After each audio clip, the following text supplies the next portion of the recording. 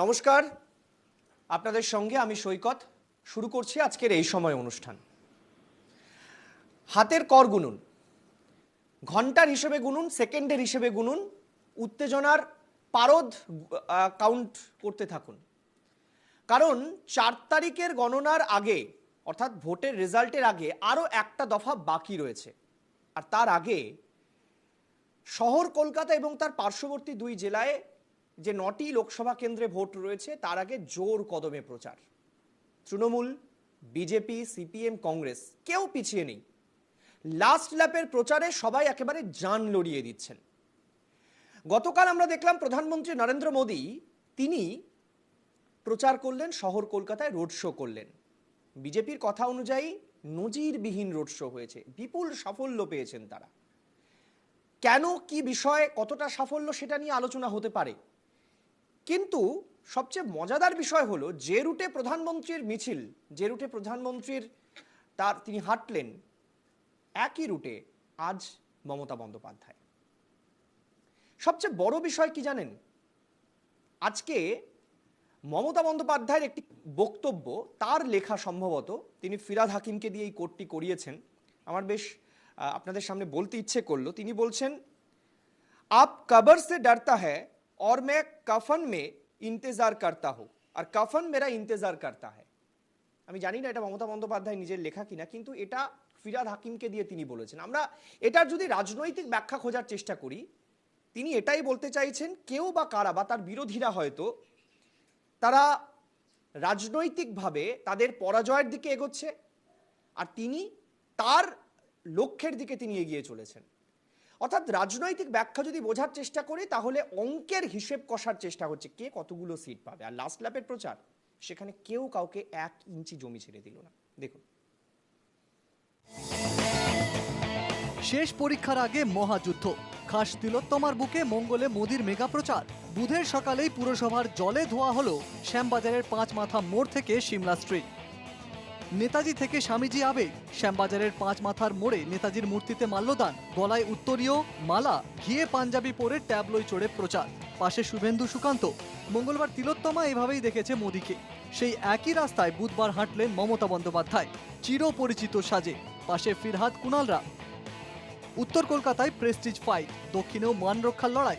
বারুইপুর পূর্বে যেখানে মোদি সভা করলেন, সেই ফুলতলা সাগর সংঘের মাঠে বুধবার সভা করলেন মমতা। সভা থেকে জবাবি ভাষণে একে অপরকে যেন উত্তরও দিয়ে দিয়েছেন। বাংলা নিয়ে যখন আত্মবিশ্বাসী মোদি, তখন পাল্টা আক্রমণ শানিয়েছেন মমতা। 4 जून के बाद अगले 6 महीने में देश में बहुत बड़ा राजनीतिक भूचाल आने वाला है।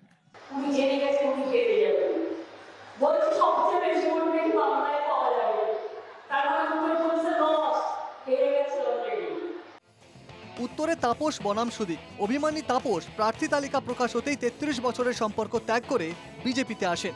তিনি এখন উত্তর কলকাতার পদ্মপ্রার্থী। বিপরীতে সেই সুদীপ বন্দ্যোপাধ্যায়, তাপসের চিরপ্রতিদ্বন্দ্বী বলেই তিনি পরিচিত। সেই সুদীপের জন্য নিজে আসরে নেমেছেন মমতা। তবে মোদি তাপস রায়ের জন্যই প্রথমবার। বাগবাজারে সারদা মায়ের বাড়িতে প্রার্থনা, সেখান থেকে শ্যামবাজারে 5 মাথার মোড়ে নেতাজির মূর্তিতে মাল্যদান, তারপর সিমলা স্ট্রিটে বিবেকানন্দের বাড়িতে গিয়ে মহারাজদের সঙ্গে কথা। মঙ্গলবার মোদির দৌলতে যে ছবি দেখেছে বাংলা, সেই একই ছবি বুধবার। স্থান এক, কাল ও পাত্র আলাদা। মোদির বদলে মমতা। যে বাঙালি আবেগে শান দিয়েছেন মোদি, তারই পাল্টা জবাব দিলেন মমতা। অভিষেক বন্দ্যোপাধ্যায়ের সমর্থনে মেটিয়া বুরুজের সভা থেকে প্রতিবাদ করতে গেছিলাম। মোদি কাল গেছিল রাজনীতি করতে, আর আমি আজ গিয়েছিলাম প্রতিবাদ করতে। বুধবার মথুরাপুরের সভা থেকে যখন তৃণমূল ও ইন্ডিয়া জোটকে আক্রমণ করছেন মোদি, তখন পাল্টা বারুইপুরের সভা থেকে উত্তর ফিরিয়ে দিলেন মমতা। टीएमसी और इंडी जमात वाले बंगाल को विपरीत दिशा में लेकर जा रहे हैं।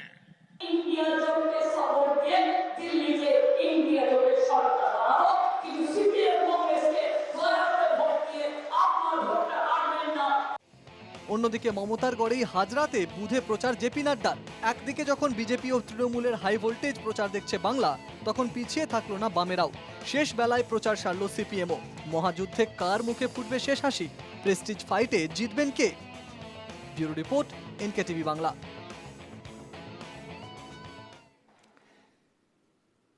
আমাদের প্রতিবেদন থেকে স্পষ্ট, রাস্তায় কেউ কাউকে জমি ছাড়তে নারাজ, রাজনীতিতেও 1 ইঞ্চি কেউ কাউকে জমি ছেড়ে দেবে না।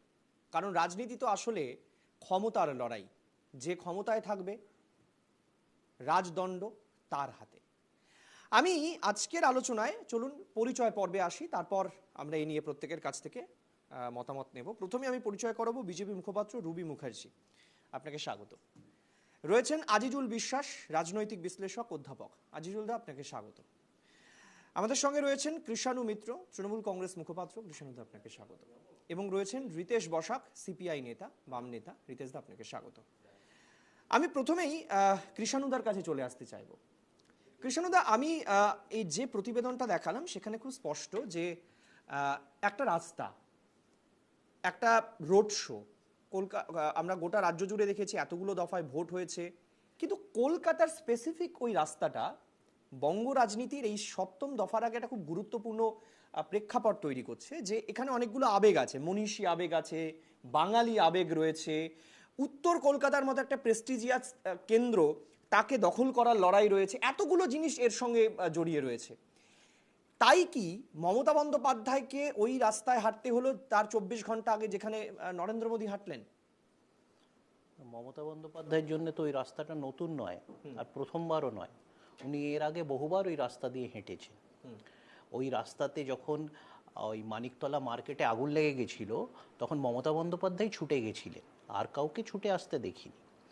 এমনকি রাজ্য বিজেপির নেতৃত্বকেও ছুটে আসতে দেখিনি। তো সুতরাং বাংলার অলিতে গলিতে, গ্রামে গঞ্জে, মফস্বলে সব জায়গায় নেত্রী যান, এক্ষেত্রেও গেছেন। কিন্তু যেটা তাৎপর্যপূর্ণ, যে 2019 সালে ওই রাস্তা দিয়ে যাওয়ার সময় কিন্তু বিজেপির বহিরাগতরা বিদ্যাসাগরের মূর্তি ভেঙেছিলেন। এবং গতকাল যেভাবে ব্যারিকেড করে রাস্তার যে দৈর্ঘ্যটা কমানো হলো এবং সেখানে ভিড় দেখাবার যে কাতর চেষ্টা, সেটাতেই বোঝা গেল যে কতটা করুণ অবস্থা সাংগঠনিকভাবে তাদের। প্রার্থীও তাদেরকে আমাদের একজন নেতাকে নিয়ে গিয়ে করতে হয়েছে ইডি-সিবিআই এর ভয় দেখিয়ে, নিজেদের প্রার্থীও জোগাড় করতে পারেননি। তো এত করুণ অবস্থা, সেই ক্ষেত্রে আমরা বিজেপিকে নিয়ে অত মানে চিন্তিত নই। আমরা দেখুন 2009 সাল থেকে যদি এই লোকসভা নির্বাচন দেখেন, তো নিরন্তর তৃণমূল কংগ্রেস নিজের ভোট বাড়িয়েছে। 2009 সালে আমাদের 31.2% ভোট ছিল, 2014-তে সেটা বেড়ে হয় 39.8, এবং 2019-এ সেটা হয় 43.3। এবং আমরা কনফিডেন্ট, এর সাথে সাথে আমি বিধানসভার খতিয়ানগুলো দিতে পারি, যে গত বিধানসভাতে আমাদের 48.2% ভোট ছিল।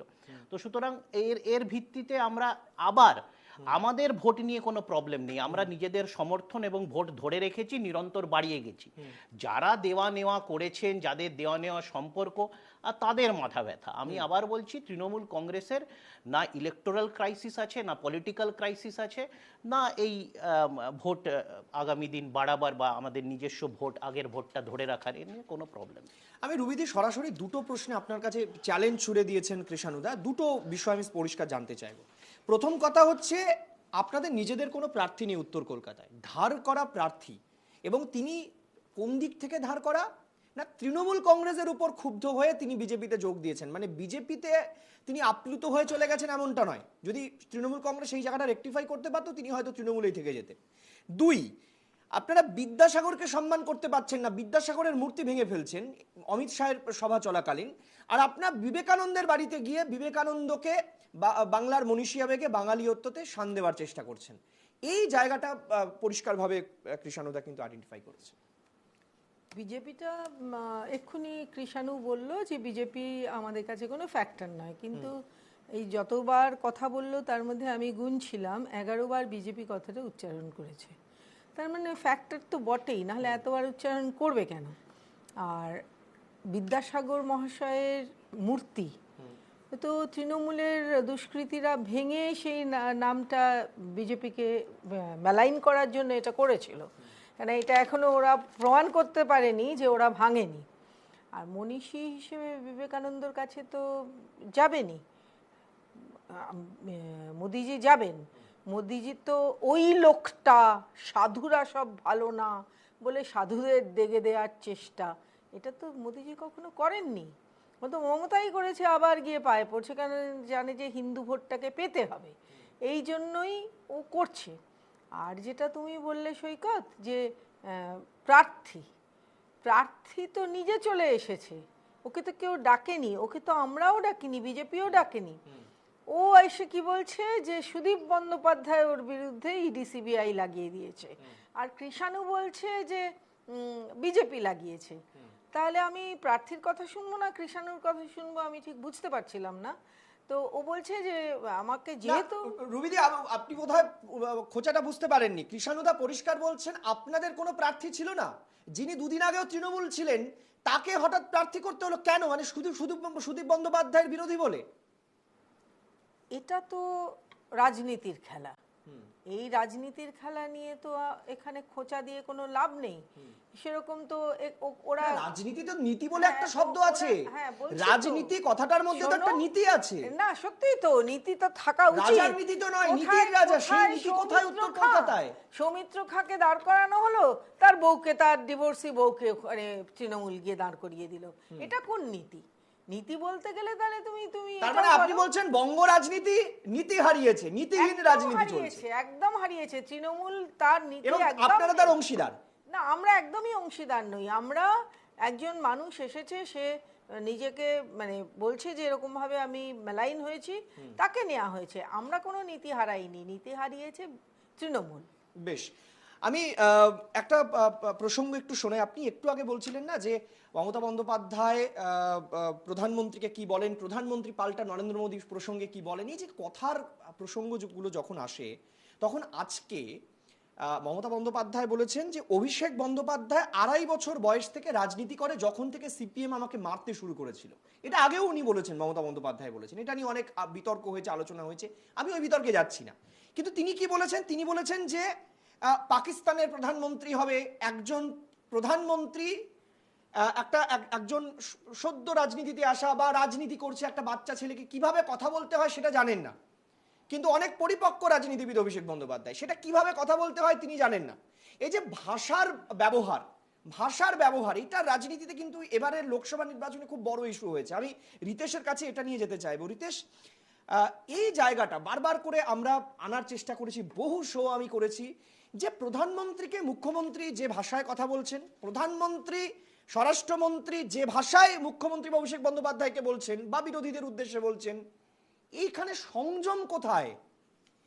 না, সেখানে ব্যাপারটা হচ্ছে যে দুজন নেতা নেত্রী তারা পথ চলেছেন, নেতাজি সুভাষচন্দ্র থেকে এগিয়ে এসে স্বামীজির বাড়ি অবধি এসে থেমে গেছেন। আমার মনে হয় আরো কয়েক পা এগোলে প্রেসিডেন্সি কলেজ, কলকাতা বিশ্ববিদ্যালয়, যেখানে এবছরের ভোটার 18 থেকে 25-এর ভোটারের সংখ্যা 25 থেকে 30%, তাদের কথা অনেক বেশি করে মানুষের কাছে পৌঁছানোটা দরকার ছিল তাদের কাছে। তোমরা তো আমাদের মীনাক্ষীর মিছিল আর সৃজনের রোড শো তো আর দেখাওনি, তার জন্য আমি কম্পেয়ার করাতে পারবো না দর্শক। না কম্পেয়ার করাতে পারবো না, এই আলোচনায় তো আমি কম্পেয়ার করাতে পারবো না যে তাদের রোড শোতে কতজন ছাত্রছাত্রী বা তরুণ প্রজন্ম তারা কতটা পথ হেঁটেছে, সেটা তো আমি দেখাতে পারবো না। আমি তোমাকে এই নিয়ে আমি অবান্তর তোমার সাথে তোমার কথার মধ্যে একটা প্রচ্ছন্ন বক্তব্য রয়েছে। তুমি মনে করো যে মিডিয়া যদি বেশি করে তোমাদের মিছিল দেখাতো তাহলে তোমাদের ভোট বাড়তো? না, আমার দরকার নেই মিডিয়া। দেখো, মিডিয়ার উপরে তো আমরা নির্বাচনটা করছি না।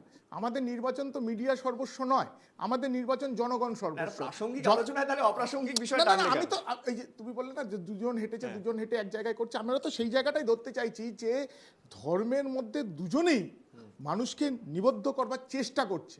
মানুষকে কথা বলছে না যে এই 18 থেকে 25 যারা ভোট দেবেন তারা আগামী দিনে করবেন কি। 20 লক্ষ কেন্দ্রীয় সরকারি কর্মচারীর পদে এখনো নিয়োগ নেই, নিয়োগ বন্ধ হয়ে গেছে।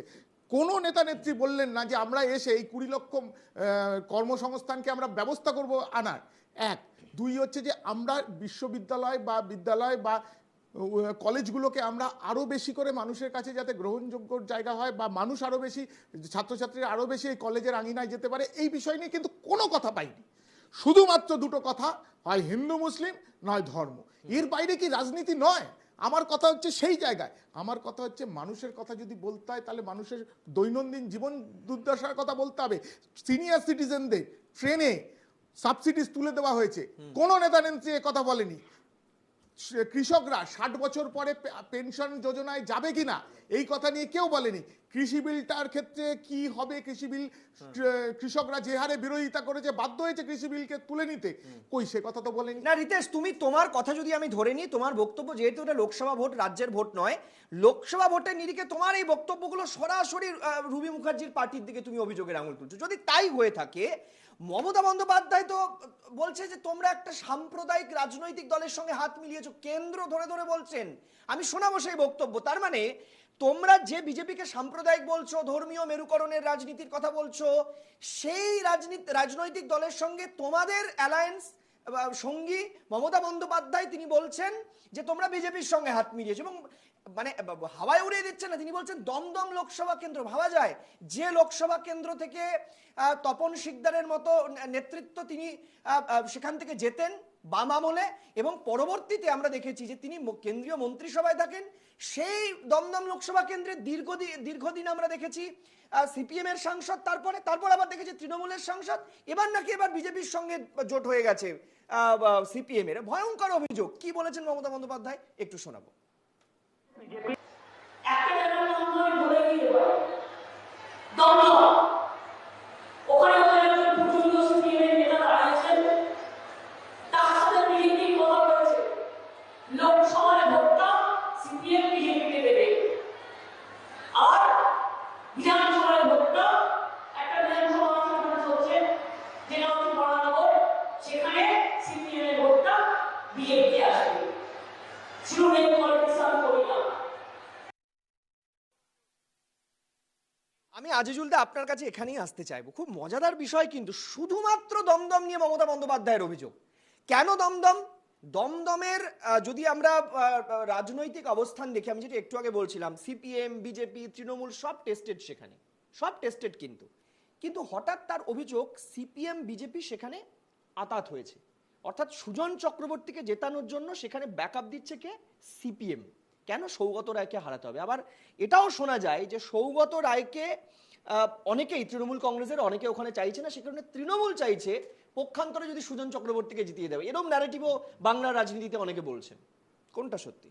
তুমি যদি পার্টিগণিতে আসো তাহলে 2019-এর যে লোকসভা ভোট আর 2014 বা 2000 বিধানসভার ভোট, এটাকে যদি একটু কেমিস্ট্রির মধ্যে নিয়ে আসো, তাহলে একটা কথা প্রমাণিত হবে যে সিপিএম এর ভোট ব্যাংক বা বামেদের ভোট ব্যাংক একটা সময় মানে 2019-এ রীতিমতো কমেছিল, এবং সেই কমাটা যাদের কম ছিল তাদের বেড়েছিল।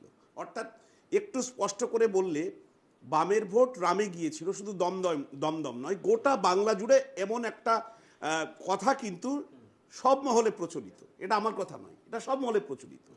সুতরাং সেই জায়গা থেকে আমরা 2019, 2021-এর যদি বিধানসভা নির্বাচনের ফলাফল দেখি, এখনো পর্যন্ত এই দুটি নির্বাচনে বামেদের ভোট 14%, বিধানসভায় 12.6%। সেই জায়গায় বিজেপির প্রার্থীরা 38%, বিধানসভায় 32.5%, লোকসভার মানে 7টি বিধানসভার হিসেব করলে। তৃণমূলের ভোট 38%, 2019, 2021-এ 43%। অর্থাৎ এখানে এই অবস্থা একটা সুবিধাজনক জায়গায় থাকা তৃণমূল কংগ্রেসের সুপ্রিমো এই কথা কেন বলছেন, বা দলের ভিতরে কোনো অন্তর্দ্বন্দ্ব আছে কিনা, সেইটা তৃণমূল দলের মানে হঠাৎ দমদম নিয়ে কেন বললেন? তার মানে কি মমতা বন্দ্যোপাধ্যায় বুঝতে পারছেন দমদমে হেরে যেতে পারেন? রাজনীতিতে নীতি নিয়ে কথা হচ্ছিল, রাজনীতির নীতি কতটা রয়েছে। আজকে যদি আমরা ভারতবর্ষের ইতিহাসটাকে যদি দেখি, সংসদীয় রাজনীতির ইতিহাস যদি দেখি, তাহলে বামফ্রন্ট মানে সিপিএম এবং বিজেপি, যে বিজেপির একদম মানে মঞ্চ, যেটা মূল মঞ্চ আরএসএস, এই বামপন্থী মানে কমিউনিস্ট পার্টি এবং আরএসএস এর জন্ম ঠিক 100 বছর আগে, প্রায় 100 বছর আগে, 1925 সালে। সুতরাং এবং দুটো নীতিগত আদর্শ দিক দিয়ে দুটো দুই মেরুর পার্টি, তাদের মধ্যে ভোটের ক্ষেত্রে হঠাৎ করে তাদের মধ্যে প্যাক্ট হবে, ভোট শিফট করাবে, এই ধরনের একটা যদি বক্তব্য উঠে আসে, সেইটা নিয়ে ভাবতে হবে এর সারবত্তা কি রয়েছে, ভেতরে কোনো ষড়যন্ত্র রয়েছে কিনা সেটা ভাবতে হবে। মোদ্দা কথা হচ্ছে যে এই পশ্চিমবাংলায় যে যে ইস্যুতে ভোট হচ্ছে, এটা তো ঘটনা লোকসভার ভোট, অর্থাৎ কেন্দ্রের সরকার বদল বা সেই সরকার রেখে দেওয়ার ভোট, কোথাও না কোথাও এবছরে 2014 এবং 2019-এর পরে 2024-এর নির্বাচন কোথাও না কোথাও গোটা দেশের মতো পশ্চিমবাংলায় জাতীয় কোনো ইস্যুতে হচ্ছে না। একদম আঞ্চলিক মানে মানে আসন ধরে ধরে বিভিন্ন ইস্যুকে সামনে রেখে ভোট কোথাও কোথাও তো হচ্ছে। শুধু রাজ্য নয়, মানে একদম। আঞ্চলিক সেই কথা এবং আমি আসছি, রিতেশ আসছি, আমি আসছি। দমদমের ক্ষেত্রে একটা আমি জিনিস শেষ করে নি কথাটা, আসছি আমি তোমার কাছেই আসবো এরপরে। আমি বলিনি। এবং এটা দেখবে রাজ্য সরকার, আমি যদি বলি তৃণমূল শাসক দল, এখানে তার তার প্রতিষ্ঠান বিরোধিতা তো জনগণের মধ্যে আছে, করাপশন রয়েছে, এখানে পলিটিক্যাল ভায়োলেন্স রয়েছে। এটা যেমন নেতিবাচক দিক তৃণমূল শাসক তৃণমূলের পক্ষে, তার পক্ষে তো কিছু পজিটিভ দিক রয়েছে। সরকারের যে সামাজিক ন্যায় প্রকল্পগুলো, লক্ষ্মীর ভাণ্ডার, সমব্যথী, তোমার শুরু করে এই সমুদ্র সাথী এই কারণে বললাম, এই উপকূলবর্তী অঞ্চলের যারা মৎস্যজীবী তাদের জন্য সরকারের স্কিম, না, এগুলো তো উন্নয়ন আমি আছে। যেটা বলছি না, আজিজুল দা, আমি আমি specific, যে হ্যাঁ। কথাটা বলতে চাইছি সেটা হচ্ছে যে সরকার বিরোধী ইস্যু যেমন রয়েছে, সরকারকে মানুষ ভোট দেবে তার ইস্যু কিন্তু আছে, শুধু কোনটা বেশি ভারী হবে। না, কোনটা আমি মানুষকে এখানে বেশি স্পেসিফিক কৃষ্ণানন্দা, একদম কৃষ্ণানন্দা বলছি, আজিজুল দা আমি একটা স্পেসিফিক বিষয় জানতে চাই। হঠাৎ মমতা বন্দ্যোপাধ্যায় দমদমটাকে কেন আইডেন্টিফাই করলেন? তিনি তো সেখানেও তো লক্ষ্মীর ভান্ডার চলছে, সেখানেও মহিলা লক্ষ্মীর ভান্ডার পাচ্ছেন, সেখানেও সমস্ত সুযোগ সুবিধা, স্বাস্থ্য সবাই পাচ্ছেন, অন্য জায়গাতেও সিপিএম এর বিরুদ্ধে অভিযোগ, কিন্তু দমদমে এত গুরুত্ব, তার মানে কি মমতা বন্দ্যোপাধ্যায় বুঝতে পারছেন দমদমে গোষ্ঠী কোন্দল রয়েছে, দমদমে কাজ করবে না, সুজন চক্রবর্তীর ক্যারিশমা এখানে যথেষ্ট বেশি, এবং বিজেপির ভোট যদি সুজন চক্রবর্তীর দিকে যায় তাহলে শিলভদ্র দত্তের থেকে সুজন চক্রবর্তী অনেক হেভিওয়েট প্রার্থী, তিনি জিতে যাবেন, সৌগত রায় হেরে যাবেন, মানে এইটা কি স্পষ্ট মমতা বন্দ্যোপাধ্যায়ের কাছে? দেখো, দমদম কেন, আমি কেন, গোটা বাংলার মানুষ কিন্তু, বাংলার ভোটার কিন্তু কনফিউজড। শুধু দমদম লোকসভার কথা বললে হবে না, তুমি রানাঘাটে যাও, জনগণ কনফিউজড, তুমি ব্যারাকপুরে আসো, জনগণ কনফিউজড, উত্তর কলকাতা বলো, জনগণ কনফিউজড। কেন, কে কোন দলের প্রার্থী এই বলা, এইটা কিন্তু রীতিমতো ভাবতে হচ্ছে মানুষকে, যেটা উত্তর কলকাতার ক্ষেত্রে হচ্ছে তাপস রায় কোন দলের, বা অর্জুন সিং ব্যারাকপুরে কোন দলের। এই যে একটা কনফিউশন মানুষের মধ্যে তৈরি করা হয়েছে, এবং তিনি জিতলেও থাকবেন কিনা সেই দলে, এক্স্যাক্টলি, মানে এখন বলাটা কতটা যুক্তিযুক্ত আমি জানি আজিজুল দা, না। আপনার এই বক্তব্য শুনে তো আমার মনে হচ্ছে যে সুজন চক্রবর্তীকে ভোট দেওয়া অনেক সেফ হবে। তাপস রায় যদি জিতে না, না, যায়, আপনার বক্তব্য শুনে মনে হচ্ছে সুজন চক্রবর্তী সেখানে সেফেস্ট প্রার্থী দমদমে, তাই বোধহয় মমতা বন্দ্যোপাধ্যায় বলেছেন, আমি জানি না। আমি সুজনদার একটু আজিজুল দা বক্তব্য শুনতে চাই। এটা অ্যাড করা আমি যেতে পারে। রিতেশ, না, তোমার নেতা না, না, সুজন, আমার- আমি একটু সুজন আমার- চক্রবর্তীর আমার- বক্তব্য আমার শুনে নেতা- আমি আসছি। সুজন চক্রবর্তী কি বলেছেন মমতা বন্দ্যোপাধ্যায়ের বক্তব্যের পাল্টা, শুনুন। মুখ্যমন্ত্রীর আজকের কথায় হতাশা স্পষ্ট হয়েছে যে তৃণমূল দমদমে হারবে এটা উনি বুঝে গেছেন, সেই কারণে স্বভাবসিদ্ধ ভঙ্গিতে আবার সেই পুরনো বস্তা পচা কথা, বিজেপি সিপিএম কে নাকি ভোট দেবে। আরে বাবা, সিপিএম এর পুরনো ভোট সব ফেরত পাচ্ছে, মুখ্যমন্ত্রী বুঝে গেছেন। এতদিন বলতেন সিপিএম এর ভোট বিজেপিতে গেছে কেন, তো এখন আর বলা উচিত ছিল সিপিএম এর ভোট তো সিপিএম ফিরে আসতে দেখতে পাচ্ছি।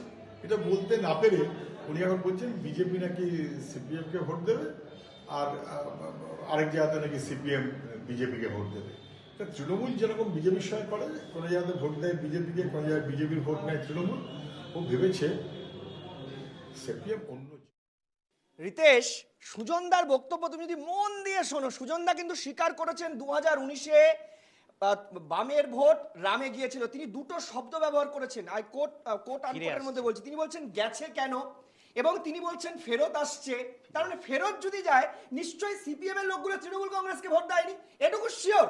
তাহলে কংগ্রেসকে দিয়েছেন ভাবে এই পারসেপশন তুমি রাজনীতি, আমি না তুমি না না এই সুজনদা বলছেন তো, সুজনদা একবারও এই কথা মুখ দিয়ে সুজনদা বলেনি। বলছেন, না না আরে তুমি রিতেশ, চালাও, আবার চালাও, এই আমি দেখো, বলছি কঠিন প্রশ্ন হয়েছে, তুমি এখন না না ঘুরিয়ে দিচ্ছ। সুজনদা কোথাও বলেনি, বলছে যে বামেদের পক্ষে যে ভোট চলে গেছিল সেই ভোট কোথায় ফেরত গেছিল, কোথায় গেছিল? আরে কার ঘরে গেছে তুমি কি দায়িত্ব নিয়ে না, বলছো? না, কোথায় গেছিল? আচ্ছা, তুমি কোথাও ভোট তো কেন্দ্রে গেছিল। গিয়ে কাকে ভোট আরে দিয়েছো বাবা, তুমি আমাকে ভোট বলো তো। ফেরত আসছে বুঝতে পারছো, ভোট কোথায় গেছিল বুঝতে পারছো না? আরে বাবা কোথায় চলে আজব গেছে ভোট? ডাক্তার, আরে আশ্চর্য আজব ডাক্তার, ভোট ভোট কি কোথায় গেছিল হেঁটে হেঁটে যায় সেটা নাকি? জানো না, কিন্তু ফিরে এটা আসছে এটা বুঝতে পারছো। তোমার আরে মানুষ আমাদের আচ্ছা, পক্ষে কোন সমর্থন নির্বাচনে করে। বুঝতে পারলে বামের ভোট ফিরছে? কোন নির্বাচনে? আমরা মানুষের পঞ্চায়েত সমর্থনগুলো ফেরত নির্বাচনে পাচ্ছি। আরে তৃণমূল এই ভোট দিতে বছরে দেয়নি তুমি বলছো। এবারের বুঝলে কি রেজাল্টটা করে? 4 তারিখের তাহলে রেজাল্টের বুঝলে কি পরে তো করে? আমি বুঝতে পারবো আরে যে দমদমে তো পঞ্চায়েত নেই, আরে বাবা দমদমে তো পঞ্চায়েত নেই, দমদমে পঞ্চায়েত নেই, পুরসভা, আমরা পঞ্চায়েত তিনটে পুরসভা। আমরা যে জায়গায় পঞ্চায়েত এবং দমদম কেন্দ্রে তুমি যেটা বলছিলে, দমদম কেন্দ্রের কিন্তু পুরনো অবস্থান দমদম কেন্দ্রে, এবং তারপরে বর্তমান যে এখন দমদমটা আছে তার মধ্যে কিন্তু বিধাননগর, রাজারহাট, নিউ টাউন এরকম বহু অংশ দমদম থেকে চলে গেছে। তার জন্য দমদমের মানুষ কি সিদ্ধান্ত নেবে সেটা মানুষ বুঝবে। আমরা কিভাবে বলছি, আমরা বলছি যে পঞ্চায়েতে দাঁড়িয়ে আমরা দেখছি, আগে আমরা পঞ্চায়েতে তোমরা কি বিজেপির ভোটগুলো দমদমে ফেরত নিচ্ছ? আরে বিজেপি আশ্চর্য, তুমি যা বলবে আমাকে সেটা স্বীকার করতে হবে। ভোটগুলো ফেরত না, নিচ্ছ কিনা? তুমি আরে এটাও তো একটা সমঝোতা রিতেশ। না এটা আমি কোনো আমার ভোট সমঝোতার ফেরত কোনো নিলাম। প্রশ্নই এটাও নেই, একটা সমঝোতা। প্রশ্নই নেই। আমি শোনো, দিয়েছিলাম মানুষকে ফেরত এতটা হতেও এতটা পারে। দাগিয়ে দেওয়ার কোনো ব্যাপার নেই যে মানুষের কোনো বোধ বুদ্ধি নেই। মানুষ শুধু মনে করলো বিজেপির ভোট ব্যাংক তো তোমরা তৈরি করেছো, ভোট ব্যাংক তো মিডিয়া তৈরি করেছে। এই ভোট ব্যাংক মানে কারো ভোট কুক্ষিগত আমি বিশ্বাস করি না, আমার তার দল মানে বিশ্বাস করে। দাঁড়াও রিতেশ, তুমি স্বীকার করো আজকের এই অনুষ্ঠানে সংখ্যালঘু ভোট তৃণমূলের নয়, সংখ্যালঘু ভোট ব্যাংক তৃণমূলের। এটা তো তোমাদের তৈরি করে না। না আমাদের কোনো নেই narrative। তোমাদের কোনোদিন narrative, বলিনি তোমরা আমরা বিজেপি সংখ্যালঘু এক ভোট করেছো, আমাদের। এইটা সংখ্যালঘু vote bank media Mamata Bandyopadhyay. তৎকালীন না, অন এয়ারে স্বীকার করো আজকে। না আমি স্বীকার করব মমতা কেন? সংখ্যালঘুরা পত্রপত্রিকা মমতা বলেছে যে বন্দ্যোপাধ্যায়কে ভোট ব্যাংক নয়। স্বীকার পত্রপত্রিকা করো। বলেছে যে ভোট ব্যাংক। আরে অনলাইনে স্বীকার করো। আমি কেন একটা স্বীকার কথা করব ভাই? তুমি যদি একটা চাপিয়ে তোমরা দেবে কখনো আমাকে বলোনি। কথা, কখনো তুমি একটা বলোনি। মিথ্যা কথা চাপিয়ে দেবে। সংখ্যালঘু ভোট সংখ্যালঘু ভোট এটা বলে না, বলোনি তো প্রত্যেকটা কখনো। মানুষের নিজস্ব কোনোদিন বিচার বলোনি বুদ্ধি তো, আছে। আজকে বাংলার মানুষ শুনছে সংখ্যালঘু রিতেশ। মানুষদেরও নিজের বিচার বুদ্ধি আছে, তারা বিচার বুদ্ধি দিয়ে ভোট কেন্দ্রে ভোটটা দিতে যায়। তারা ভেবো না যে তোমার আমার কথা শুনে মানুষ ভোট দিতে যায়। এবং তুমি দেখবে ত্রিস্তরীয় পঞ্চায়েতে 3 রকম ফল হতে পারে, জেলা পরিষদে একরকম ফল হতে পারে, পঞ্চায়েত সমিতি একরকম ফল হতে পারে। তার মানে একটা মানুষ 3 রকম ভাবে ফল দিচ্ছে। মানুষ বিচার বুদ্ধি দিয়ে বলছে। কৃষক সমাজ, প্রান্তিক মানুষ তারা এতটা নির্বোধ নয় যে মনে করলো অমুক নেতা নেত্রীর কথা শুনে ভোট দিচ্ছে। এটা আমি বিশ্বাস করি না। প্রান্তিক মানুষ, কৃষক মানুষ, মেহনতি মানুষ, সমাজের সকল স্তরের মানুষ অন্তত নিজের বোধ বুদ্ধি দিয়ে ভোটটা দিতে যায়। আমরা সেই বোধ বুদ্ধির উপরে ভরসা করি। এবং হতে পারে সে মানুষ আমাকে হয়তো সেই মুহূর্তে দাঁড়িয়ে পছন্দ করেনি। নন্দীগ্রাম ইস্যু নিয়ে যখন তোমরা নন্দীগ্রাম নিয়ে তোলপাড় করছিলে 2008, 9, 10, তখন বলছিলে যে নন্দীগ্রামে মানুষকে নাকি হলদি নদী তখন লাল হয়ে গেছে। আর এখন মমতা ব্যানার্জি স্বীকার করছে যে শুভেন্দু অধিকারী আর শিশির অধিকারী তখন নন্দীগ্রাম বানিয়েছিল। তাহলে আমরা যখন বলেছিলাম তখন বিশ্বাস হয়নি। কি হলদি নদী লাল হয়েছিল না হয়নি? একদমই হয়নি, একদমই হয়নি। এবং ওই নন্দীগ্রামের যে তাৎপর্য, তোমরা চটিপড়া পুলিশ, এখন মমতা ব্যানার্জি বলছে কেন যে চটিপড়া পুলিশ বাপ বেটা পাঠিয়েছিল? তখন যখন আমরা চিৎকার করে বলছিলাম যে ওই চটিপড়া পুলিশে আমাদের কোনো সম্পর্ক নেই, তখন বলে সরকার নাকি ওই চটিপড়া পুলিশগুলোকে পাঠিয়েছে মানুষকে খুন করবার জন্য। আজকে দাঁড়িয়ে স্বীকার করতে হবে ধর্মের কল বাতাসে নড়ে, একটা কথা আছে। তোমাদের সময় নেতাই হয়নি, নন্দীগ্রাম হয়নি, সাইবাড়ি হয়নি, কিচ্ছু হয়নি। আমাদের সময় তো সিঙ্গুরও তো হয়নি। সিঙ্গুরের কারখানা ভেঙে দিয়েছিল। শুধু সিঙ্গুর কারখানা ভোট দিতে যাবে, দাঁড়িয়ে দিয়েছিলেন। 18 থেকে 25 ভোট দিতে যাবে। সিপিএম এর আমল না। এক মিনিট রিতেশ, এখানে কোনো ধর্মের যুদ্ধ নয়। এক মিনিট রিতেশ, যারা বাম আমল দেখেছেন তাদেরকে আজকে মায়ের কাছে মাসির গল্প করার কোনো মানে নেই। তারা জানেন প্লিজ। আমি কৃষ্ণ মিত্রের কাছে আসবো। আমি খুব স্পষ্টভাবে একটা জিনিস বুঝতে পারছি যে সিপিএম এর ভোট ফিরে আসছে। খুব ভালো কথা। সিপিএম এর ভোট যদি দমদমে ফিরে আসে তাহলে সুজন চক্রবর্তী জিতবেন বা হারবেন, দুটোর একটা হতে পারে। বিজেপির কথা আমি ধরছি না, কিন্তু আমি বিজেপিকে প্রশ্নেই আনছি না। আমি বলছি সিপিএম এর ভোট ফিরছে, মানে দমদমে সিপিএম এর ভোট ফিরছে। তাহলে প্রশ্ন হচ্ছে সিপিএম এর ভোট, যে ভোটটা সুজন চক্রবর্তী পাবেন, যদি ধরেও নি সুজন চক্রবর্তী তিনি জিতছেন, তাহলে সেই ভোটটা হয় বিজেপি থেকে আসছে, তৃণমূল থেকে ফিরছে বা কংগ্রেস থেকে ফিরছে, আর কোনো রাজনৈতিক দল নেই। যদি তাই অঙ্কটা হয়ে থাকে, সেটা কি মমতা বন্দ্যোপাধ্যায় অনুধাবন করতে পারছেন? তাই কি তিনি বললেন এই কথাটা? না সৈকত, দেখো আমি এতক্ষণ শুনছিলাম যাকে সিপিএম স্বীকার করলো যে ধর্মের কর বাতাসে নড়ে, সিপিএম ধর্মটার মধ্যে বিশ্বাস করছে। এখন বিষয়টা হচ্ছে যে এই দমদম নিয়ে যেহেতু বিশেষভাবে আলোচনা হচ্ছে, আজিজুল দা একটু আগে বললেন যে 2019-এ বামের ভোট রামে, তো আমরা জানি এবং স্ট্যাটিস্টিক্সও তাই বলে, সিপিএম যাই বলুক না কেন। কিন্তু দমদমের ইতিহাসটা কিন্তু আরেকটু পুরনো। 1998, 1999-তে কিন্তু এই বামের ভোট রামে অলরেডি যাওয়ার একটা অভিজ্ঞতা আছে সেখানে।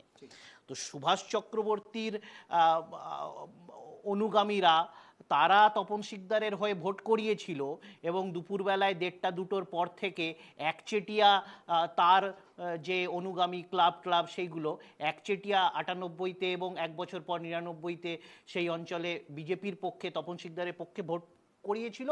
এটা নিয়ে প্রচুর লেখা হয়েছে বিভিন্ন সংবাদ মাধ্যম, তখন এত টিভি ডিবেট হতো না, টিভি ছিল না।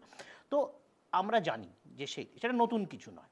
যেটা নেত্রী আজকে বলেছেন সেটা বলেছেন যেহেতু ওখানে একটা বিধানসভার বাই ইলেকশন হচ্ছে বরানগর বিধানসভা কেন্দ্রে, যেটা দমদমের লোকসভার মধ্যে পড়ে।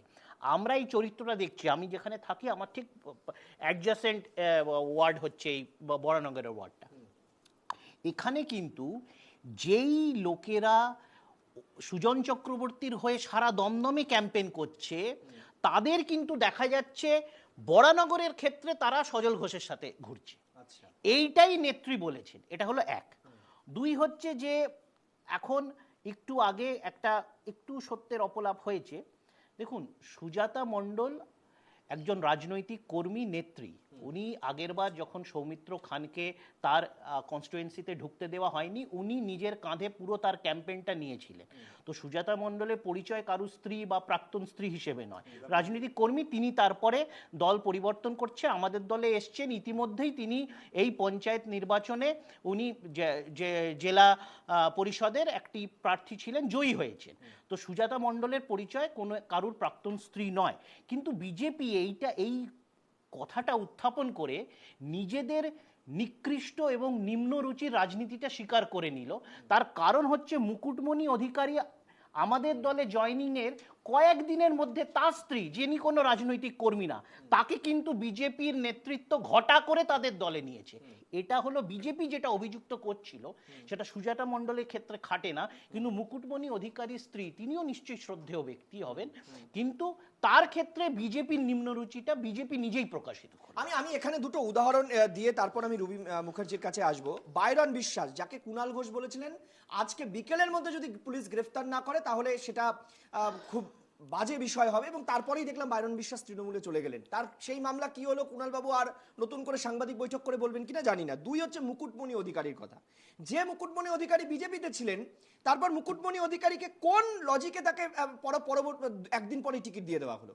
সুজাতা মণ্ডল খা, একটু আগে আপনি বললেন কৃষাণুদা যে তাকে ঢুকতে দেওয়া হয়নি, সৌমিত্র খাকে তখন প্রচার করেছিলেন সুজাতা মণ্ডল খা।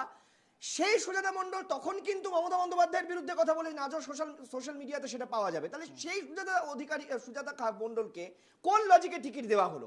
এই প্রশ্নগুলো এটা প্রথম নয়, উনি 21এও প্রার্থী ছিলেন আমাদের। আমি ঠিক, ইতিমধ্যে উনি জেলা পরিষদের প্রার্থী ছিলেন, জয়ী প্রার্থী। কিন্তু এই লজিকটা, নীতির কথা, যে নীতি নিয়ে আমরা আলোচনা করছিলাম এবং যার ভিত্তিতে এখানে বিজেপির রুবি মুখার্জির একটা প্রসঙ্গ তুলে ধরে তিনি বলেছিলেন, আমি রুবি মুখার্জির উত্তরটা নিয়ে নেব। নিম্নরুচি, এই কথাটা, এই শব্দবন্ধটার জবাব আমি দেব।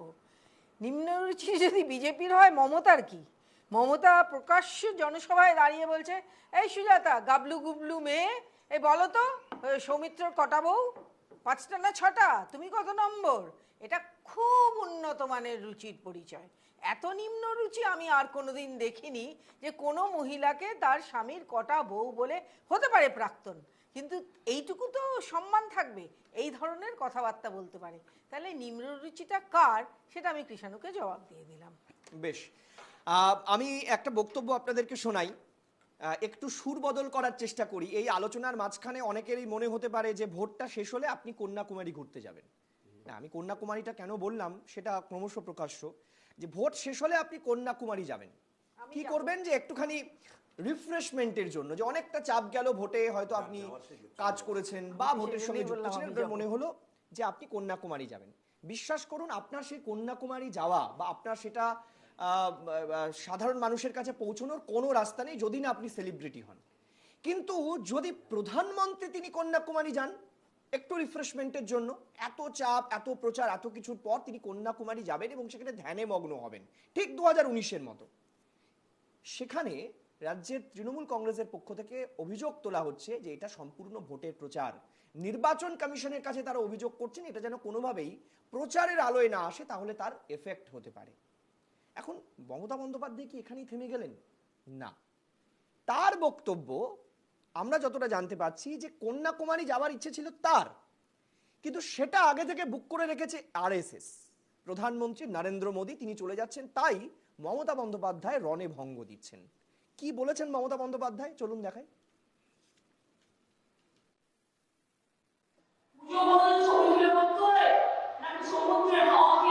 অক্সিজেন দেবে আর 48 ঘন্টা প্রচার চলবে। ইলেকশনের পরে প্রচার চলতে পারে না, 30 তারিখে সন্ধ্যা করে আমরা ওই ব্যাপারে কমপ্লেন করবো। উনি ধ্যান করতে পারে কিন্তু টিভি দেখাতে পারে না। টিভি দেখাতে পারে না, তার কারণ এটা model code of conduct violate হবে। 1 তারিখে ইলেকশন আছে, আমি জানি না আজিজুলদা, আপনার কাছে জিজ্ঞাসা করব, প্রধানমন্ত্রী ধ্যান করলে model code of conduct violation হয়? না, তুমি ওইভাবে বলতে পারবে না, কারণ এটা আমি কিভাবে আমার মানে নির্বাচনী প্রচারকে বাদ দিয়ে আমি কিভাবে আমার ব্যক্তিগত যে সময়টাকে কাটাবো সেইটার সঙ্গে রাজনীতির যোগাযোগ না থাকলেও যেটা সুকৌশলে জনগণকে প্রভাবিত করা একটা স্ট্র্যাটেজি, এটা আমি বলবোই। কারণ এটা ইতিহাস থেকে এই শিক্ষাটা নিতে হবে। কারণ এটাও তুমি একটু আগেই বলছিলে 2019-এ একই স্ট্র্যাটেজি বিজেপি নিয়েছিল, এবং বিজেপি তো রেজিমেন্টেড পার্টি। বিজেপি একদম মানে মানে ওই এই লজিকটাই তো আমি বুঝতে চাই আজিজুলদা, যে প্রধানমন্ত্রী যদি ধ্যান করেন, আমি ধরে নিচ্ছি যে এটা model code of conduct violation, প্রধানমন্ত্রী ধ্যান করলে সাধারণ মানুষ তাতে প্রভাবিত হবেন, এবং তাতে 2019-এর মতো বিজেপি 303টা সিট নিয়ে আবার চলে আসবে, এক্ষেত্রে 400 সিটের কথা তারা বলছে। না, তুমি এটা বলতে পারো। আমি তো এটা মানছি যে দেখো, লেভেল প্লেইং ফিল্ডের কথা যে নির্বাচন কমিশন বলেছিল সেটা তো হচ্ছে না। একদিকে এক অসম দানবীয় শক্তি, যার হাতে টাকার কাড়ি টাকা নিয়ে, তুমি ইউটিউবের যে কোনো চ্যানেল আমি স্পেসিফিক এই বিষয়ে জানি, আমি লজিকটা বুঝতে হবে তো। এটাকে জাস্টিফাই করতে গেলে আমাকে পুরোটা বলতে হবে না। একদিকে একটা দানবীয় পলিটিক্যাল মানে রাজনৈতিক শক্তি, যার টাকা আছে, যার সম্পদ আছে, সমস্ত কিছু। অন্যদিকে অন্যান্য রাজনৈতিক দলগুলো টাকার অভাবে প্রচার করতে পারছে না। ভারতের সর্ববৃহৎ বিরোধী দলের নেতারা তারা প্রেস কনফারেন্স করে জানিয়েছেন, এবং এটা ঘটনা যে নির্বাচনের আগে আইটি ডিপার্টমেন্ট তাদের যত অ্যাকাউন্ট ছিল, ব্যাংক অ্যাকাউন্ট, সেগুলোকে ফ্রিজ করে দিয়েছিল। এটা তো ঠিক। সেই সঙ্গে সঙ্গে তুমি যদি বলো যে নরেন্দ্র মোদী আজকে ভোটের প্রচার শেষ গোটা দেশে, তিনি ওখানে ধ্যান করবেন, তিনি দেশের প্রধানমন্ত্রী, তাকে দেখাবে কারা? গদি মিডিয়া। সেই গদি মিডিয়ার প্রভাবে গোটা দেশ দেখবে নরেন্দ্র মোদী কি করছেন। ভোটটা এইবার আরেকটা প্রশ্ন তুমি করতেই পারো, গতবার কোথায় করেছিলেন, এবার কোথায়? কন্যাকুমারী। কেন কন্যাকুমারীতে করতে হচ্ছে? অর্থাৎ এবছরে নরেন্দ্র মোদীর নেতৃত্বে ভারতীয় জনতা পার্টি দক্ষিণে সার্চ করার একটা ভাবনা চিন্তা তো আছেই, সেখানে ভোট হয়ে গেছে। কিন্তু বাংলার সঙ্গে, কলকাতার সঙ্গে কোথাও না কোথাও কন্যাকুমারিকার যোগ আছে কিনা সেইটা একটু দেখা দরকার। অর্থাৎ আমি একটু আগেই বলছিলাম, অত্যন্ত পরিকল্পিত রণকৌশলের মাধ্যমে ভারতীয় জনতা পার্টি নির্বাচনে প্রতিদ্বন্দ্বিতা করে। তারা প্রতিদিন ভোটের কথা বেশ, আমি খুব প্রতিদিন ভোটের কথা নতুন জল্পনা উস্কে দিলেন। মানে আজকের অনুষ্ঠানের পর আমাকেও আবার বোধহয় একটু পড়াশোনা করতে হবে, এই কারণে যে কোনো লিঙ্ক সত্যি আছে কিনা আজিজুলদা। যাই হোক, মানে অনুষ্ঠান করে শেষ হবে, এরপর পড়াশোনাটা করতে হবে। আমি একটা বক্তব্য শোনাই যে এই প্রসঙ্গে শ্রমিক ভট্টাচার্য কি বলেছেন, সাংসদ, বিজেপি সাংসদ। দেখুন, ওই দেবতার দর্শন পাওয়ার জন্য ওখানে ধ্যান করছেন। মুখ্যমন্ত্রী ক্যামেরা বন্ধ করে একবার ওনার সামনে গিয়ে দর্শনটা নিজেই দিয়ে আসুন না। ওনার মধ্যেই যদি নরেন্দ্র মোদী ভারত মাতাকে খুঁজে পান, উনি তো নিজেকে সেই স্তরেই নিয়ে গেছেন। ওনার দলের নেতাই বলেছে সারদা দেবীর পুনর্জন্ম হয়েছে কালীঘাটে, উনিও চলে যেতে পারেন ওখানে। না, মুখ্যমন্ত্রী মামলা করুন না, ক্যামেরা বন্ধ করে নিন না, উনিও পাশে গিয়ে ধ্যানে বসে পড়ুন না, অসুবিধা তো কিছু নেই। ভারত মাতার যাকে ইচ্ছা হবে প্রথম দর্শন দিয়ে দেবেন তাকে। ওনার যা প্রতিভা, মানে ধ্যানে উনি নরেন্দ্র মোদীর থেকে এগিয়ে যাবেন, এবং এসে বলেও দিতে পারবেন যে ভারত মাতা কিভাবে চুল আছড়া ছিল সেটাও হয়তো উনি দেখেছেন। আমি জানি না কি প্রশ্ন কৃষাণুদা করবো, কিন্তু দুটো প্রশ্ন আমার মনে যাচ্ছে। প্রথম হচ্ছে, বাংলার মানুষ, আমি একদম আজিজুলদার প্রেক্ষিতে বলছি, পড়াশুনো করার আগেই বলছি, যে বাংলার মানুষ নরেন্দ্র মোদীর ধ্যান দেখে ভোট দিতে যাবেন, যে নরেন্দ্র মোদী ধ্যান করছেন, ভোট দিতে যাবেন, এটাতে প্রভাবিত হতে পারে। এক। দুই, নরেন্দ্র মোদী ধ্যান করবেন, তাকে পাশে মমতা বন্দ্যোপাধ্যায়কে ধ্যানে বসার পরামর্শ দিচ্ছেন, এবং প্রয়োজনে প্রধানমন্ত্রী এটাও ধ্যান করে বুঝতে পারবেন যে কটা সিট তারা পাচ্ছেন। মানে এটা নিয়ে বাংলার রাজনীতিতে আলোচনা হচ্ছে, এটা নিয়ে বাংলার রাজনীতি আবর্তিত হচ্ছে।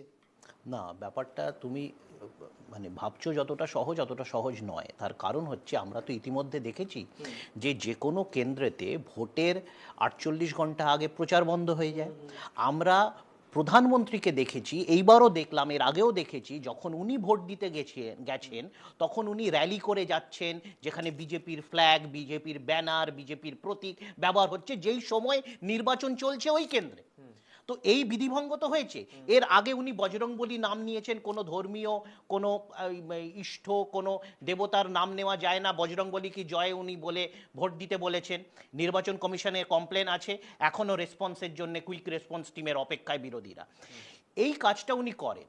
এবং এই যে অপটিক্স ক্রিয়েটের কথা বলি, যেটা নেত্রী আজকে বলেছেন যে যখন উনি বসবেন, উনি যদি একান্তে, ধ্যান তো একান্তের বিষয়, এটা তো নিজের একটা ঈশ্বরের সাথে উপলব্ধি। আর আমি জানি না যিনি বায়োলজিক্যাল নন, ধ্যান ট্যান তো আমাদের যারা আমরা বায়োলজিক্যাল, হ্যাঁ আমরা করতে পারি, কিন্তু যিনি বায়োলজিক্যালি নন তিনি হঠাৎ আবার ধ্যান ট্যান করবেন কেন? যাই হোক, তিনি করতে পারেন, কিন্তু এটা তো একজন ব্যক্তির সাথে পরম ঈশ্বরের বা স্পিরিচুয়াল একটা লিঙ্ক। কিন্তু সেটাকে যে ঘটা করে একটা মিডিয়া কন্টেন্ট হিসেবে প্রেজেন্ট করা হবে, মিডিয়া প্যাকেজিং হবে, তার বিরোধিতা করেছেন। কারণ কি সেটা প্রচারের সমতুল্য, মানে সেটা উনার দলের প্রচার হয়ে যাবে প্রত্যেকটা মিডিয়া। যাকে উনি ঝাঁকে, এর আগে কেদারনাথেও ভণ্ডামিটা করেছেন। ঈশ্বর এবং ব্যক্তি এটা তো একান্ত ইনওয়ার্ড। আজিজুল যা করতে পারে, রিতেশ দা করতে পারে, আমি করতে পারি, দিদি করতে পারেন, তুমি করতে পারো, এটা তো ঈশ্বরের সাথে আমাদের একান্ত। কিন্তু ঈশ্বরের সাথে আমাদের বিষয়টাকে একটা সার্বজনিক করে তোলা, হ্যাঁ মানে সেটা ঘটা করে দেখানো, আমি ধ্যান করছি, 12টা ক্যামেরা আমাকে তুলছে, এই ভণ্ডামো ছাড়া তো এটাকে আর কিছু বলা যায় না। এবং এই ভণ্ডামোর সাথে যদি দলীয় প্রচার হয়ে যায় সেটা বিধিভঙ্গ। আমি কিন্তু আজিজুলদার উত্তর পেয়ে গেছি। আজিজুলদা কৃষাণুদার উত্তরের মধ্যে খুঁজে পেয়েছি। আমি খুব মনোযোগ দিয়ে শুনছিলাম। বায়োলজিক্যাল, প্রধানমন্ত্রীর একটা বক্তব্যের পর মমতা বন্দ্যোপাধ্যায়, আমি অন্তত নিজের কানে শুনছি, অন্তত 2-3 বার তিনি বলেছেন যে পরপর 2-3টি সভায় তিনি বলেছেন, সম্ভবত 6ষ্ঠ দফার ভোটের আগে তিনি বলেছেন যে প্রধানমন্ত্রী বায়োলজিক্যাল এই শব্দগুলো তিনি ব্যবহার করেছেন। তা আমার বক্তব্য হচ্ছে যে প্রধানমন্ত্রীর একটা বক্তব্য আমার মনে পড়ছে, সম্ভবত 3য় দফার ভোটের আগে তিনি বলেছিলেন যে তিনি যদি চান পরের জন্মে তিনি বাংলার সন্তান হয়ে জন্মাতে, বাংলার সন্তান, মানে এটার একটা আলাদা আবেগ গুরুত্ব আছে। বাংলার সন্তান হয়ে তিনি জন্মাতে চান এবং তিনি বলেছেন বাংলার প্রতিটি মহিলাই তার মায়ের সমান, তারা মাতৃশক্তি। তো এই জায়গা থেকে আমার মনে হয়েছে এটা লজিক্যাল। এই কারণে এই বায়োলজিক্যালের সঙ্গে আমি লজিক্যাল জায়গাটা খুঁজে পেলাম। মানে তিনি যেহেতু বায়োলজিক্যাল নন বা বায়োলজিক্যাল এই শব্দটা নিয়ে কথা হচ্ছে, সেখানে লজিক্যাল হচ্ছে যে তিনি বাংলার সন্তান হতে চেয়েছেন, সেই কারণে তিনি যদি ধ্যানে বসেন বাংলায় ভোটে তার প্রভাব পড়তে পারে।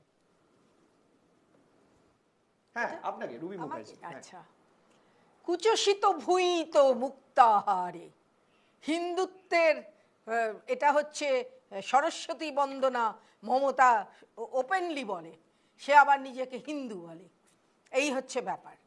এবার আমি বলছি, একবারও উনি বলেননি আমি বায়োলজিক্যাল নই, উনি বলেছেন ভগবান আমাকে এই জন্য পাঠিয়েছেন। আর উনি একবারও বলেননি সৈকত যে আমি যদি চাই সামনের জন্মে আমি বাংলায় জন্মগ্রহণ করব। উনি বলেছেন যে যদি ভগবান চান আমি সামনের জন্মে এই বাংলায় জন্মগ্রহণ করে বাঙালি মায়ের সন্তান হতে চাই। তো একটুখানি কথা এদিক ওদিক করে তো মানুষকে মেলাইন করাই যায়। আর একজন মানুষ ধ্যান করবেন, তাতে আরেকজন মানুষের এত হিংসা কেন, এত ঈর্ষা কেন যে আমি আগে যাব ভেবেছিলাম? তো উনি আগে যদি যাবেন ভেবেই থাকেন, উনিও তো মুখ্যমন্ত্রী, ওনারও যথেষ্ট ক্ষমতা আছে, উনি তাহলে আগে বুকিং টুকিংগুলো করেননি কেন আমি সেটাই বুঝতে পারছি না। আর অবশ্যই কন্যাকুমারিকার সঙ্গে বাংলার আবেগ জড়িত। আমাদের বীর সন্ন্যাসী বিবেকানন্দ কন্যাকুমারিকার বিবেকানন্দ রক এখন আমরা যাকে বলি, সেখানে বসে তিনি ধ্যানমগ্ন হয়েছিলেন। এবং তিনি বাঙালি এবং তিনি আমাদের বাঙালিদের মানে একান্ত আপন সন্ন্যাসী। উনি সবারই, সমস্ত ভারতবর্ষের উনি, কিন্তু আমরা একান্তভাবে ওনাকে আমাদের আপন বলে ভাবি। কাজে এক্ষেত্রে একটা বাঙালির আবেগ জড়িত। আর এখানে কিভাবে মানে রুবি মুখার্জি আপনি না আমি যেটা বলতে চাইছি, রুবি মুখার্জি আপনি তার মানে পরিষ্কার বলতে চাইছেন যে উত্তর কলকাতা সিটটা আপনারা প্রেস্টিজ ফাইল হিসেবে আমার কথাটা কিন্তু কলকাতার ভোটটা, আমার কথাটা কিন্তু এখনো শেষ না হয়নি। রুবি মুখার্জি আমি কালকে সুকান্ত মজুমদারকে প্রশ্ন করেছিলাম, আমার কথাটা এখনো শেষ হয়নি। আমি ওটাই আপনার কাছেই আছেন, কোথাও যাচ্ছি না। আমি কালকে সুকান্ত মজুমদারকে প্রশ্ন করেছিলাম যে প্রধানমন্ত্রী সারা বাংলার কোথাও হাঁটলেন না, শুধু বিবেকানন্দের বাড়ির সামনে তিনি হাঁটলেন কেন? অর্থাৎ এটার মধ্যে লজিকটা কি? মানে অনেকে হয়তো বলছেন মনীষী আবেগ, বাঙালিয়ত্ব বা বহিরাগত তকমা হচ্ছে, তা নয়। বিবেকানন্দ বাঙালির মননে, বাঙালির চিন্তায়, বাঙালির সমস্ত অবশ্যই, জায়গায় মননে, রবীন্দ্রনাথ এবং চিন্তনে, বিবেকানন্দ রয়েছে। এই সায়নে, কারণে জাগরণে বিবেকানন্দ তিনি আমাদের মনে বিবেকানন্দ আছে। রককে বেছে নিলেন। না, আমি যেটা বলছিলাম সেটা শেষ করিনি, যে এটা মডেল কোড অফ কন্ডাক্ট কি করে ব্রেক করে সেটা কিন্তু আমি বুঝতে পারছি না। কেন এটা আমাকে বুঝতে হবে, মডেল কোড অফ কন্ডাক্টটা আমার পড়া আছে, এবং যেহেতু আমি আইন নিয়ে আইন ব্যবসায় জড়িত, সেজন্য আমাদের এগুলো পড়তে সবটাই হয়। নির্বাচন কমিশনের কাঁধে রয়েছে, তারা কি সিদ্ধান্ত নেবেন সেটাই হ্যাঁ, বড় বিষয়। কিন্তু বেশ। এটা কেন model code of breach of model code of conduct হবে, সেটা যদি আজিজুল আমাকে একটু বুঝিয়ে বেশ। দিত, আমি তাহলে খুব আমি খুশি আসবো, হতাম। তার আগে একটু রিতেশের কাছে যেতে চাইবো। রিতেশ, 9টা কেন্দ্র, এই 9টা কেন্দ্রে কোথাও না সিপিএম, না কংগ্রেস, না বিজেপি। আমি যদি বিধানসভার ক্ষেত্রে দেখি, একটা সিট শুধুমাত্র আইএসএফ এর রয়েছে। আমি বিধানসভা নিয়ে আলোচনা করছি, খুব ইম্পর্টেন্ট, কিন্তু একটা সিটও বিজেপি, সিপিএম, কংগ্রেস কারণ নেই, শুধু একটা সিট আইএসএফ এর রয়েছে এই 9টা লোকসভা কেন্দ্রে। তুমি যদি এই শেষ দফার প্রচারটা দেখো, এখানে কিন্তু বিজেপিকে মরণ কামড় দিতে হবে। মরণ কামড়, আমি রাজনৈতিক মরণ কামড়ের কথা বলছি, কোনো হিংসা নয়। এই কারণে দিতে হবে যে তারা প্রথমে বলেছিলেন আমরা 24টা সিট জিতে গেছি, তারপর তারা বললেন ষষ্ঠ দফার পর বললেন আমরা 30টা সিট জিতে গেছি। এবার যদি 35-এ যেতে হয়, তাহলে এই 9টা আসন থেকে অ্যাটলিস্ট তাকে 2, 3 বা 4টে আসন জিততে হবে। আমি সুকান্ত তাকে প্রশ্ন করেছিলাম এই প্রশ্নটা, তারা বলছেন, তিনি তার স্পষ্ট উত্তর যেটা দিয়েছেন যে তৃণমূলের থেকে একটা সিট আমাদেরকে বেশি জিততে হবে। না, দুটো তিনটে জিনিস দেখো। একটা হচ্ছে যে তুমি যে জায়গাটা বলছিলে যে নরেন্দ্র মোদী কোথায় যাবেন, সেটা নিয়ে আমাদের খুব বেশি মাথা ব্যথা নেই। কারণ আমরা যেটা মনে করি সেটা হচ্ছে যে তুমি যদি কাউকে সাহায্য করো, সেটা তোমার ক্ষেত্রে সেটা তোমার মহানুভবতা, তুমি তাও কাউকে সাহায্য করছো। আর তুমি যখন ক্যামেরা ডেকে কাউকে সাহায্য করছো, সেটা হচ্ছে বিজ্ঞাপনের পর্যায়ে পড়ে। অর্থাৎ তুমি মানুষকে দেখাতে চাইছো যে দেখো আমি কত উদার। না, বিজ্ঞাপন মানে তো বিজ্ঞাপন তো অনেক রকমের হয়। আমি অনেক রকমের মধ্যে নিজের ইচ্ছায় করতে পারে, এই বিজ্ঞাপন হতে পারে। কোন বিজ্ঞাপনের কথা বলছো? আমি তো এই বিজ্ঞাপনের কথা বললাম যে মনের ভেতরে কি আছে জানি না, মানুষকে তুমি দেখাচ্ছ যে তুমি দান করছো, এইটা হচ্ছে বিজ্ঞাপন। সেরকম নরেন্দ্র মোদী কোথায় যাবেন জানানোর তো দরকার ছিল না, যে উনি ওনার মতন। যেমন একটু আগে রিতেশ তুমি আমাকে বললে যে আমরা অমুক জায়গায় হেঁটেছি, তোমরা আমাদেরকে দেখাওনি। এরপর প্রধানমন্ত্রী বলবেন আমি ধ্যান করতে গেলাম, আমরা তোমাকে দেখাওনি। মমতা বন্দ্যোপাধ্যায় নেতাজির বাড়ি যাবেন, আমরা না গেলে বলবে প্রধানমন্ত্রী। আচ্ছা, এবার তোমার কথা অনুযায়ী এটা ঠিক হলো যে না, তার মানে এটা প্রমাণিত হলো যে প্রধানমন্ত্রী নির্বাচন, না তোমরা, তার মানে এটা হচ্ছে যে প্রধানমন্ত্রী, তুমি যেটা বললে তার অর্থ এটা দাঁড়ায় যে প্রধানমন্ত্রী নির্বাচনী স্বার্থে ওখানে ধ্যান করতে যাচ্ছে। তুমি তোমার কথা প্রধানমন্ত্রী বললো আমাকে দেখালে না কেন, তার মানে দেখানোর দরকার ছিল, ওটা নির্বাচনের ক্ষেত্রে কাজে লাগবে। কিন্তু মীনাক্ষী কোথায় হেঁটেছে সেটা নির্বাচনের ক্ষেত্রে কাজে লাগবে। আমরা তো বলছি তো, মীনাক্ষী কোথায় হেঁটেছে সেটা নির্বাচনের ক্ষেত্রে কাজে লাগবে, কিন্তু নরেন্দ্র মোদী কোথায় ধ্যান করবেন সেটা কোনো নির্বাচনের কাজে লাগবে না, যদি না সে এটাকে নির্বাচনী ইমপ্যাক্ট হিসেবে রাখতে। ভালো বলো না না, সে কি করবে তোমরা জানো, কিন্তু আমার কতগুলো জিনিস দেখো। আগের বছর মানে আগের নির্বাচনে 2019-এর নির্বাচনে উনি ছিলেন চৌকিদার। পুলওয়ামা দিয়ে RDX ঢুকে পড়েছে, ওখানে সৈন্য মারা গেল, কোনো তদন্ত দেখা যাচ্ছে না।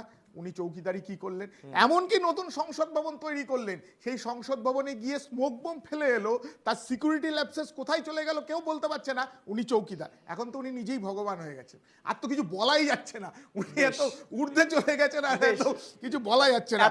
আচ্ছা, এবং কিন্তু সৈকত একটা জিনিস দেখো, এত স্বামীজির প্রতি এত আস্থা দেখাচ্ছে, কিন্তু এটা মাথায় রাখতে হবে স্বামীজি এবং ভগিনী নিবেদিতা যখন নারী শিক্ষা নিয়ে লড়াই করছে, তখন কিন্তু তাকে বিরোধিতা করতে হয়েছে, তার বিরোধ এসছে, এবং বিরোধ শুধুমাত্র তার ধর্মের মানুষজন যারা গোড়া ধর্মীয় মানুষ ছিল তারা কিন্তু স্বামীজিকে বিরোধিতা করেছে। ওই সেই ব্যাপারে তো কোনো কথা বলছে না। আমি দুটো বক্তব্য ব্যাক টু ব্যাক শোনাবো।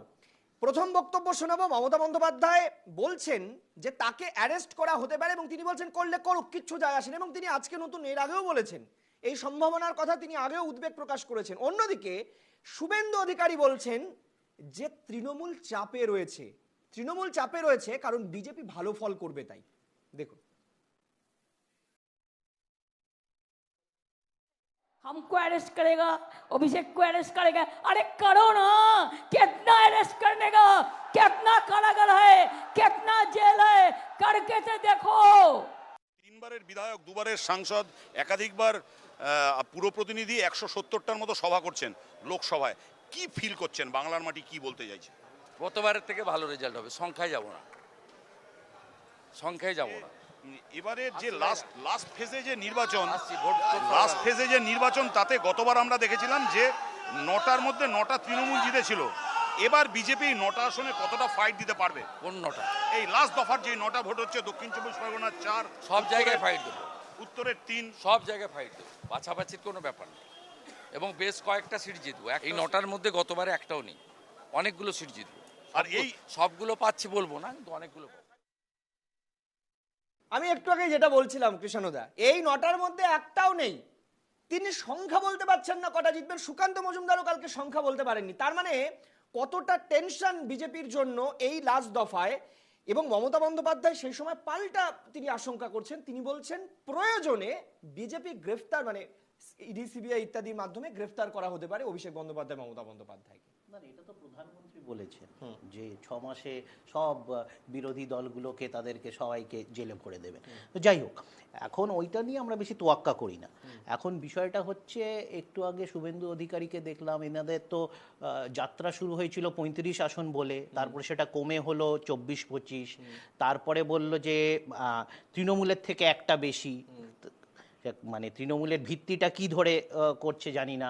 তারপরে বলল যে আগের বারের থেকে এখন জিনিসটা নামতে নামতে আগের বারের থেকে ভালো হবে। তো আলটিমেটলি এখন লড়াইটা যে সিঙ্গেল ডিজিট হবে না ডাবল ডিজিট হবে, লড়াইটা এখন এখানে আছে। তো আমি আবার বললাম, এটা নিয়ে কোনো মাথা ব্যথা নেই। কিন্তু যেটা তাৎপর্যপূর্ণ, একটু আগে বিজেপির প্রধান মুখপাত্র শ্রমিক ভট্টাচার্য, ওনার থেকে আমি এই বক্তব্যটা আশা করিনি, উনি সারদা মায়ের সম্পর্কে বললেন যে নেত্রীর সাথে কেউ তুলনা করেছে। দেখুন, আমাদের দলে যদি কেউ এরকম কাজ করে তিনি ভর্ষিত হন, উনি হয়েওছেন।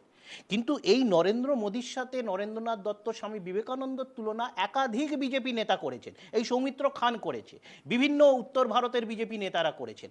একজনের বিরুদ্ধে ব্যবস্থা তো অনেক দূরের কথা, একজনকে নিন্দা জ্ঞাপন করেছে বিজেপি নেতৃত্ব করেনি। তো সুতরাং সারদা মা হোক, ভগবান দর্শনের জন্য যেতে পারেন, সারদা মা হোক, স্বামী বিবেকানন্দ হোক, রামকৃষ্ণ দেব হোক, যারা যারা বাংলার মনীষী আছে, হিন্দু ধর্মের ইষ্ট আছে, তাদেরকে আমরা মন প্রাণ দিয়ে সম্মান করি, রাজনৈতিক পণ্য করি না বিজেপির মধ্যে।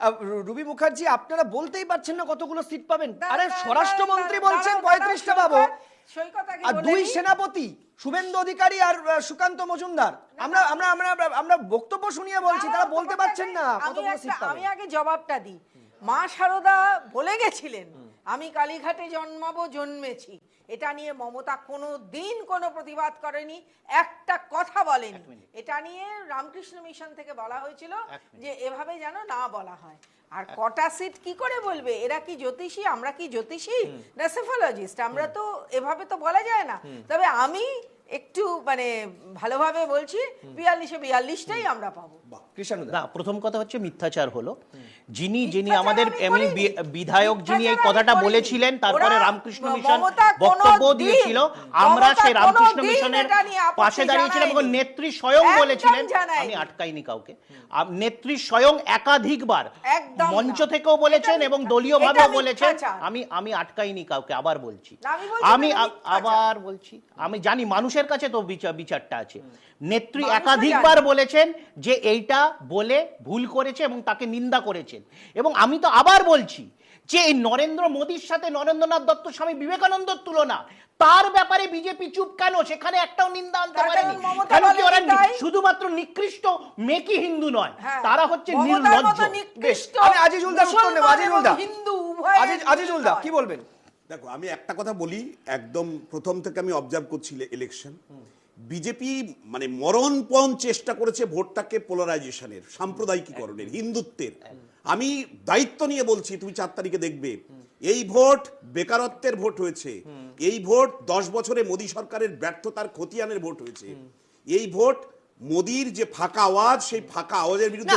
আমার এখানেই প্রশ্ন, যদি মোদির বিরুদ্ধে ভোট হয়ে থাকে তাহলে মোদি ভোট মানে ভোটের একদিন আগে তিনি যদি গিয়ে কোথাও বসেন তাতে মানুষ প্রভাবিত হবে কেন? বরং আরো তারা খেপে গিয়ে মোদির বিরুদ্ধে ভোট দেবে। ব্যক্তিগত ধর্মবিশ্বাস তোমার নিজের জায়গায় রাখো না, তুমি ইলেকশন আমি সেটা বলছি না আজিজুল্লাহ, আমি আপনার ব্যাখ্যাতেই বলছি।